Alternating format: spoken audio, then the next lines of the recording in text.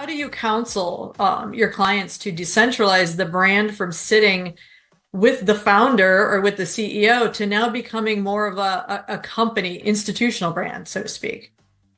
Yeah, there's a few different pieces that we focus on. One of them is going to be working with someone like you who is going to help them strengthen what that brand is, separate from that's just their name and experience and identity. Hmm. But one of the other key pieces that we're really helping them focus on is to train internally to make sure that all of the potential successors, all of the roles and accountabilities are clear and are in place, that the key clients have met other people on the team, that all of the important information about those clients is documented. Welcome to the Turbo Branding Show, where we will help you ignite your growth by leveraging your brand to grow faster, easier, and more successfully.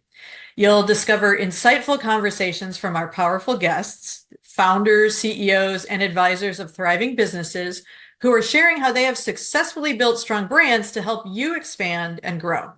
I'm your host, Sue Kirshner, and today we are welcoming Kim Wasney to the show. So let's delve into today's episode and turbocharge your brand.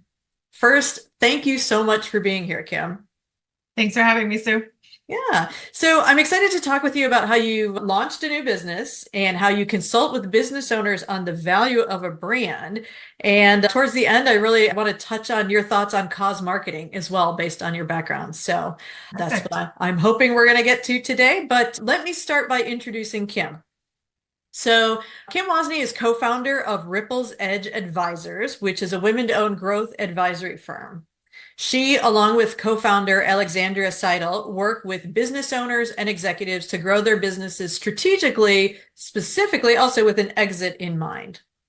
So Kim supports businesses with strategic planning, go-to-market decisions, operational processes, and revenue generation. And prior to Ripple's Edge Advisors, Kim was VP of Business Development at Packed with Purpose, which is a corporate gifting company with a social mission, where she was full-time employee number one and built their sales team, processes, and led that team to 2 appearances on the Inc. 5000 fastest growing companies list. So nice. Welcome. And did I miss anything with that bio? I think you did a great job. Thanks. Thanks. I can read. Anyway, perfect. So let's dig in and talk about how it's been launching your new company and brand. So, what led to your decision to form Ripple's Edge Advisors with your business partner? Yeah, so Alex and I have known each other for about 7 years now. And from the moment that we met, there was a little bit of communication about we know we're going to do something someday. What that looked like has evolved over time. When the timing was on that, changed over time. But we knew from the day that we met that there was going to be some joint venture in our future, Yeah. where we started having conversations early in 2023 about, okay, we're both getting close professionally to being ready to go out on our own, to make something happen. At that time, the conversations were more, okay, they're going to be side by side journeys where she was going to do some freelance legal consulting. I was probably moving in a sales consulting direction, going to be purely focused on sales and business development with clients. And within the first month of us starting to have these conversations about how we can best support each other, Yeah. she immediately started working with a brand new startup that is now both a client and a friend of both of ours that needed both of what we offer. So instead of it being, 2 journeys happening alongside each other, it very quickly became a joint adventure. And we dove right in. We started working for that client first and then kind of caught up on, okay, what is our name? What is our brand? All of that happening on the back end while we were already doing the work.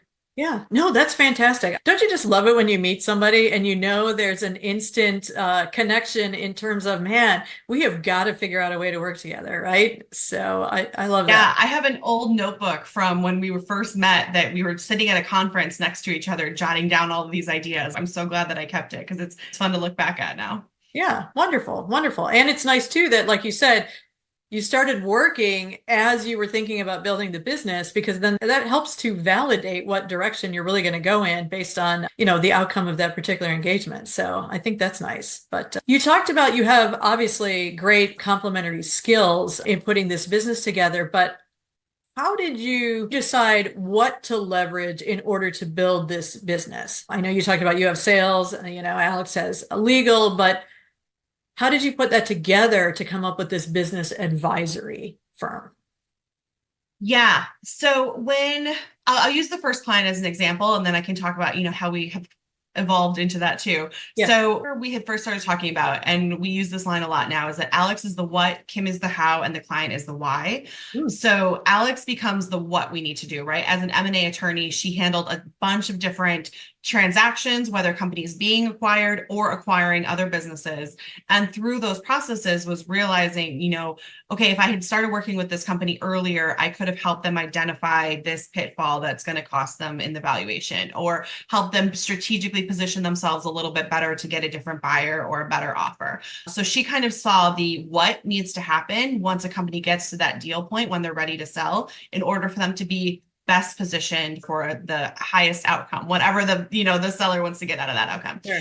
For where I come in then is the how. Because I was employee number one at a company, technically my role was sales, but when you're the first person there, you do literally everything. Everything. So I come in, I'm like, okay, Alex has kind of helped them determine what they need to do. Now I'm the how they need to do it. What processes do we need to put in place?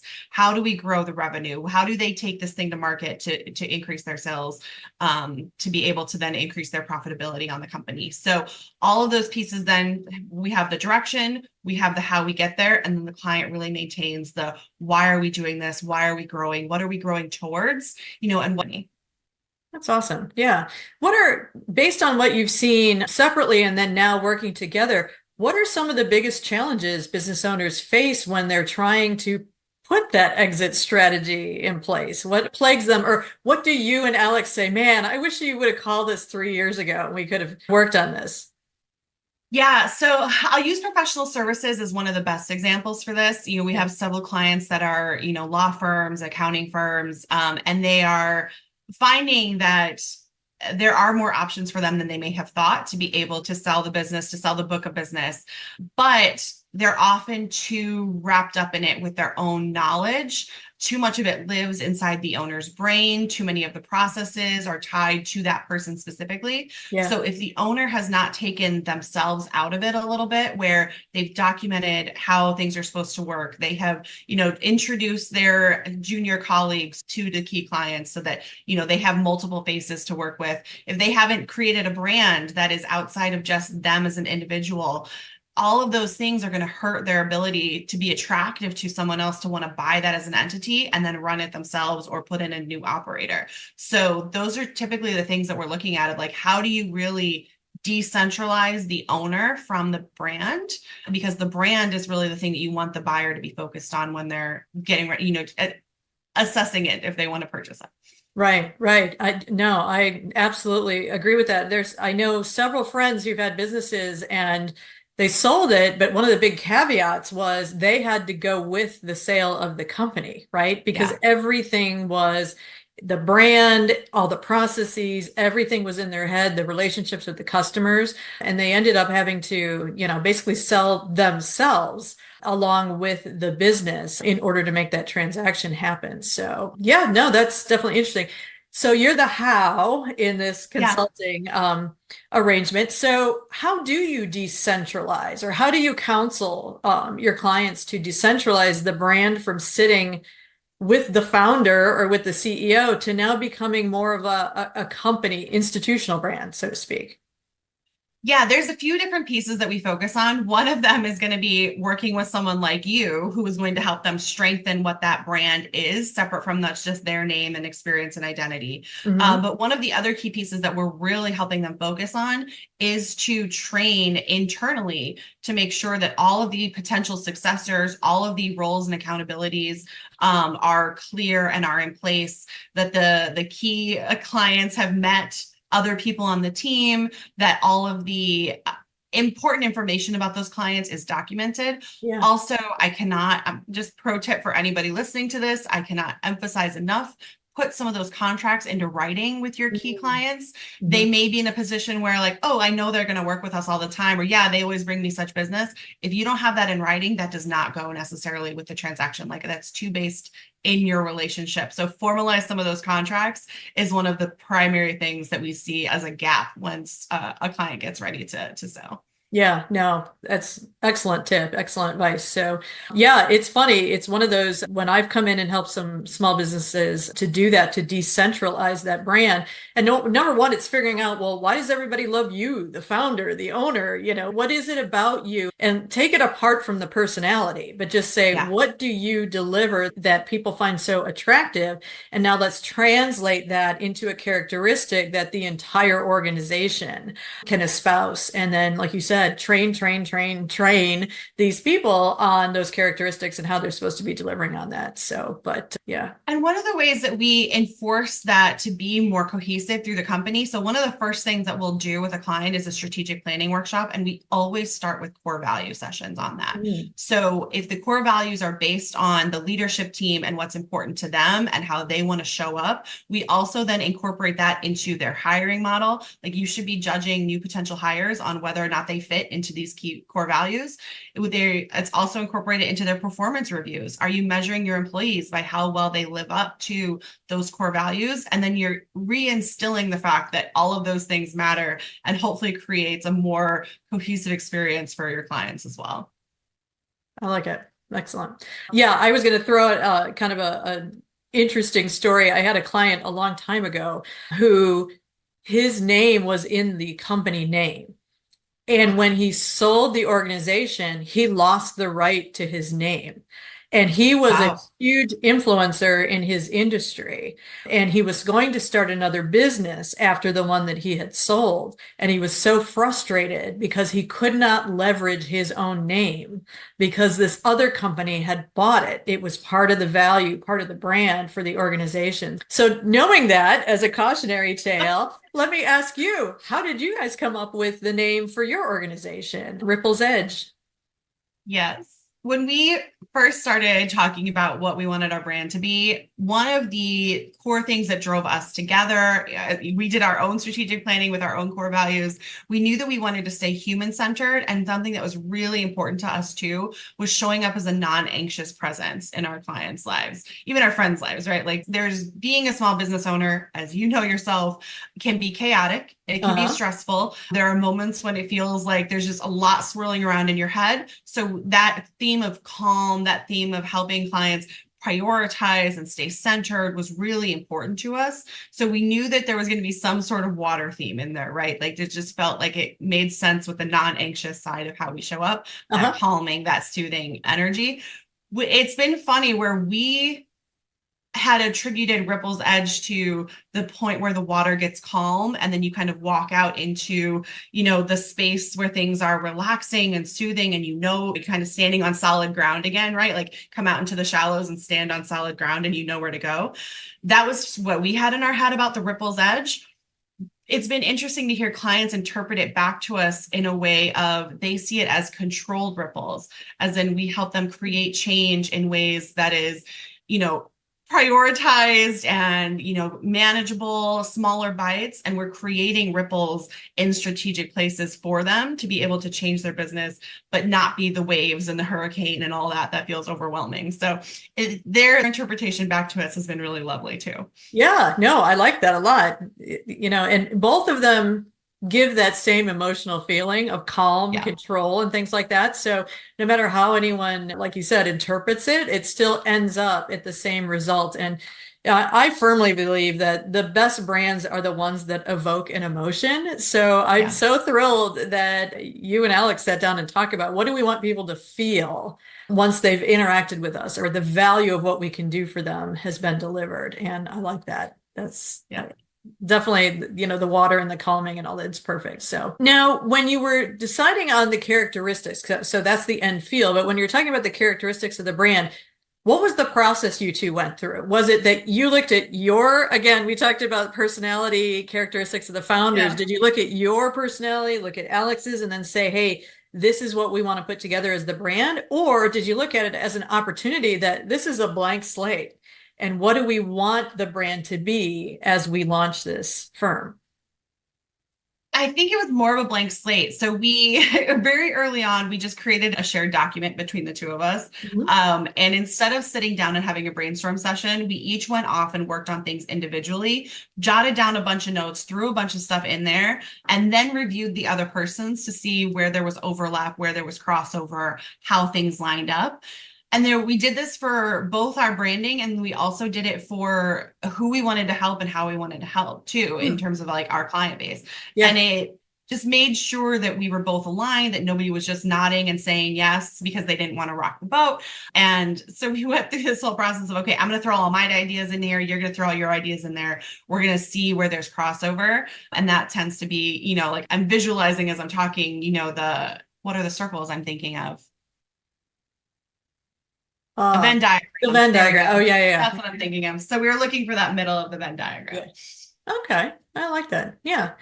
So talk me through a little bit more, and you mentioned at the beginning, but I don't know if you have another maybe story about how you help your clients or what all services do you offer that lead up to that small business owner or mid-sized business owner being able to, as you said, cash in, reap their dream of selling this business.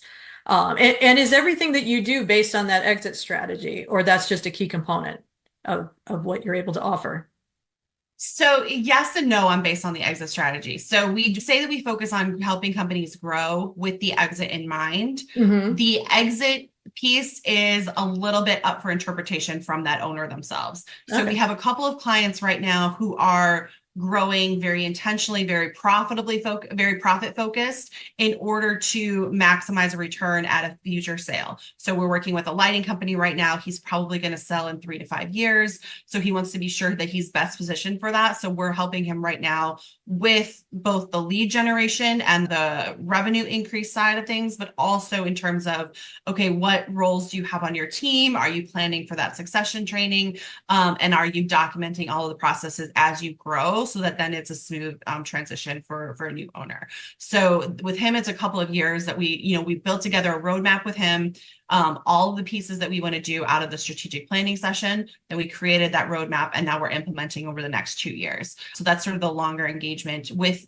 a very clear what that exit is defined as. For Yeah. some of our other clients, they're thinking an exit, but they're thinking, 10, 15 years. Have I grown this to a point where, I can retire, I can pass it down to my next generation, I can hand it off to a key employee. And that might look very different for them, where they're needing a little bit more support to grow it right now to a point where they can then make that lifestyle decision. Hmm. How much time do they want to be investing in their business? How much capital do they need to be investing in their business? Do they need to find outside capital? So helping make some of those strategic decisions now so that 10 years from now they are fully set up and it's running itself, or it's running with, some key employees, whatever that looks like for them. But it's a little bit more of a same services as the other client I mentioned, but a slower pace, which makes it a little bit more manageable. We meet monthly with them instead of a couple times a month, so that they're just kind of continuously and sustainably and mindfully building towards an eventual exit. Exit. But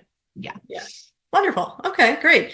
Have you seen what is the benefit of having a brand, so to speak, as part of your exit strategy? Like, does that increase, like in general, as a rule of thumb, does it increase your multiple by a specific amount? Does it just make it easier to sell? I mean, what is the benefit of spending some time building that brand before you get to that exit? When you're looking at the potential sale of your company, one Mhm. of the things that is going to make a difference is the marketability of the brand, of the company, and the client and the potential client base, right? You're like your total accessible market. So as they are inputting, and we do have a software that helps us do this too, right? We're going to run through the strength of your brand, the strength of your employees, the strengths of your documentation, the strength of your market size, what your industry looks like at the time, what the economy looks like at the time. And it's going to kind of help us determine, all right, right now, your company is worth 3x what your EBITDA is. Mm. If you do XYZ thing, you increase the strength of your brand, you document some of these back end processes, maybe you cut your costs in a few key areas, maybe you increase the revenue by 10%. There's certain micro movements that you can then do to get that multiplier from a 3x to a 4x. And Mm. depending on what your EBITDA is, you're talking very significant increase then in what you're getting from that sale. Some of that, of course, is always going to be determined by the economy. Like selling a house, it's worth Right. what somebody will pay for it. Right. But you are positioning yourself more competitively advantageous versus another company in the same size if you are strengthening your brand and making it, more appealing to whoever the buyer is in the market. Okay. And It's like then, doing your landscaping before you sell a house, right? Like it needs to be appealing, needs to have yes. that curb appeal. Yes. Yes, exactly. I hear you on that one. So what for a large company, when they talk about brand values, it's awareness, it's, customer loyalty and things like that. For a smaller mid-sized firm that's scaling, what does a strong brand mean? Like, how do you gauge that? Yeah. A couple tangible pieces that we're going to be looking at. So one is going to be the reputation and those client relationships. So are your clients, do they trust you? Are they reviewing you well? Are they rating you well? Is there retention? Like what is the lifetime of your contracts with your clients too? If you have a lot of turnover in your clients, that usually indicates that there's some trust issues there with your client base. If you got really strong, we've got a client right now that's been in business for 30 years. Some of their clients have been with them for all 30 of those years. Like that's an indication that they have that strong reputation built within that community. That's always a key piece. Another thing is, do people talk about it as the company or do they talk about it as your name, right? Like, are people referring to Ripple's Edge in the marketplace? Are they talking about, oh, I worked with Kim? So there's different ways too that people are talking about your business, that external, kind of satisfaction that people get from it and all of that too. Love it. Love it. So, all right. Well, thank you. I appreciate you sharing all of that because it's fascinating for me as well. But let's talk about your previous role because it was very impressive what you did with Pact with Purpose. So, can you talk to me a little bit about since you were employee number one and got the company onto the Inc. 5000 list twice, but what was the brand journey for that company? So Pact with Purpose, as I mentioned, a corporate gifting company, right, that is focused on social impact. The way that we did that, so we created gift boxes for clients, for employees that featured, we had 100 to 140 at any different time. We call them our purveyors, right, our suppliers that were featured in those gifts. So it could be, you get a gift box, it's got some tea, it's got some chocolate, it's got some honey. Each of those is actually made by a different producer, and maybe one producer focuses on environmental sustainability, one does women's empowerment, one does job creation. So Pact with Purpose's goal as a brand was to take all of those unique stories, all of those different brands that you would see when you open up that box and create then a cohesive experience out of the gifting itself. So that was a big focus for us in terms of, okay, we have T-Spot, we have B-Love, we have, Ruckus or Rebuilding Exchange, all featured in this box. So let's make sure that we have an impact booklet in each one where the stories come from us and they've got our colors and our branding on there, but we're telling their stories and highlighting, their individuals and their communities. Where the boxes were always, branded to Pact with Purpose. And we're creating that sort of experience, it's going to be in the purple and white every time you get a Pact with Purpose box. Like it's going to be consistent in that sense. But then every time you open it, hopefully like it has different products and it's a different, maybe it's for Mother's Day or maybe it's for the holidays and it's going to have different things in there. But that the overall, I'm opening up a Pact with Purpose box. I'm getting the stories on the top. I'm having the message card right there with me, that packaging, the storytelling, the way that we described our impact stayed consistent through. Excellent. Excellent. No, and I love when you're talking about the experience because really, you could have just been a curating kind of a brand, right? Where it's like, oh, we're just taking a bunch of different products that we think, people would like and throwing them in the box. But it was more than that. Like you said, you're creating the booklet. You're really sharing their causes and what they were trying to do in each one of those. Was it difficult from the standpoint of, do you think people were purchasing or supporting Pact with Purpose for the products themselves versus were they more intrigued by the mission, by the idea of the purpose behind all of it? Yeah. Stu, I don't think we've talked about this, but my master's thesis was on whether or not people buy according to a mission or whether or not they buy according to a price point. So if you ever want to know my journey about how I got to Pact with Purpose, that is exactly it. Okay. But really, one of the things that we found there, and what I know through, previous research, is people buy product first, and then they are more likely to stay with a brand if there's a mission attached to it. They're more likely to pay a premium for a brand up to about 30%, like it varies. Okay. But that mission will kind of be the final decision factor if you're comparing a couple of brands versus each other, but they're still going for a product first, right? Like people weren't Googling social impact, they were Googling client gifts in order to get to us originally. And then the mission is kind of what put them over the top for their decision. Mm-hmm. No, I like that. And I would assume that a lot of the businesses, that the products that you were putting into the boxes and things like that, they were probably small businesses, right? So maybe the brands weren't as well known. So although the cause was amazing and you knew that they were great products, Yeah. did you also have to battle the fact that maybe people didn't even recognize how great these products were in the package? Yeah, at any given time, over 60% of the products in our gifts were from small businesses. Uh-huh. And one of the best feelings in the world was when a client would call back and say, "Oh my gosh, I love that popcorn that was in the gift. Can you remind me who it was? Tell me where I could find it," and then be able to send more business back to them. Back to core values, one of our core values at Pact with Purpose was to amplify impact. Yeah. And that really meant amplifying it, not just for us, but also for each of those purveyors. And that was featured in our gifts too. Okay. All right. Now I know you're in a completely different industry now, but what Yeah. lessons learned from Pact with Purpose do you think you can pull over to Ripple's Edge? Too many. So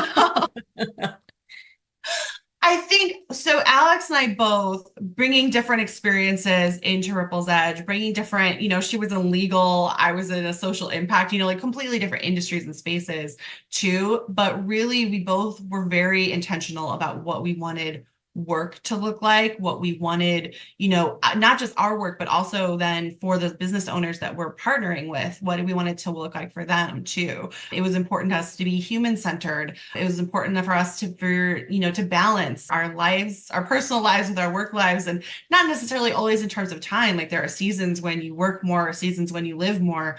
But I think having the space to be able to navigate that and be very transparent came from both of our work experiences. And I will say, previous to Ripple's Edge, we also both worked for women CEOs, and being able to be in women-led businesses and seeing how that inspired the community and seeing the kind of support that they led was really important for us to kind of continue to tie through our journey as well.